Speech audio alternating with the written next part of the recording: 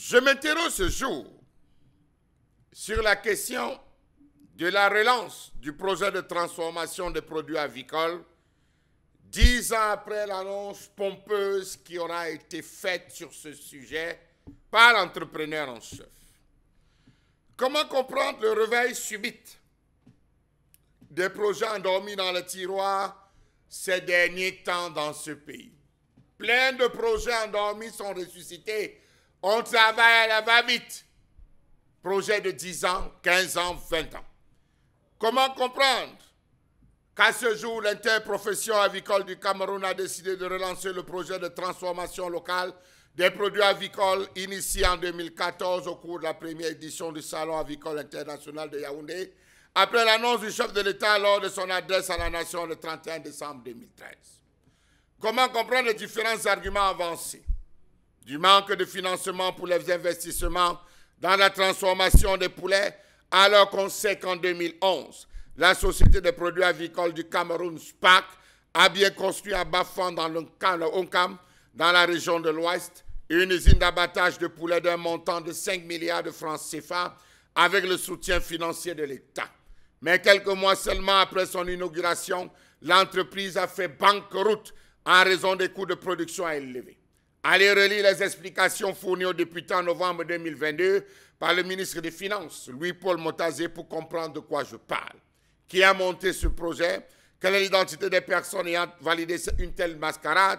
Cette réalité qui rend le poulet abattu, découpé, traité et emballé beaucoup plus cher que le poulet sur pied apparaît comme un facteur bloquant, dit-on, pour les investissements dans la chaîne d'abattage. Savez-vous que voilà 10 ans que les unités d'abattage industriel et autres structures de production de saucissons au poulet n'ont jamais ou n'ont toujours pas remplacé les producteurs artisanaux de saucissons, et les jeunes qui déplument les poulets dans les marchés du pays ne cessent de prendre de volume, alors qu'on nous a annoncé il y a 10 ans que des unités d'abattage industriel devaient être implantées dans toutes les différentes régions avec les postes première pierre. Savez-vous qu'en décembre 2012, à Bomono, le ministre délégué auprès du ministre de l'économie, Yahouba Abdoulaye, a inauguré près de Douala, la capitale économique, une usine devra habiter 2,4 millions de poulets à élever, abattre et conditionner chaque année. Le projet se trouve où? L'unité de transformation ou de production et de transformation de volailles de Bomono, dont l'investissement est estimé à près de 3 milliards de francs CFA, avait été financé à hauteur de 2 milliards de francs CFA par des partenaires financiers et les promoteurs eux-mêmes, auxquels le gouvernement a promis une subvention d'1 milliard de francs CFA. Qu'est devenu dans ce projet à ce jour? Qu'est devenu le complexe de transformation des poulets de chair de Nzeng dans le centre? 28 avril 2017, la localité de Nzeng, dans le département de Nyong-Esso, dans la région du centre, a décidé d'abriter, avec le chef de l'État, un complexe intégré de production et de transformation de poulets de chair.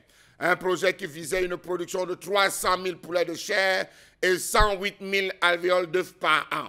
Il s'agissait d'une initiative d'un sénateur, une élite de la localité, en partenariat avec 2 sociétés italiennes. Le projet comptait appuyer 104 groupements d'intérêt communs avec dans la production du poulet de chair et éventuellement toute cette main-d'œuvre qui devait accompagner. De qui se moque-t-on dans ce pays? Aujourd'hui, on parle de transformation. On parle décidément de la relance du projet de transformation de produits avicoles 10 ans après l'annonce. On produit combien au Cameroun? Combien de poulets sont produits par jour dans le littoral? Combien de poulets sont produits par jour à l'ouest?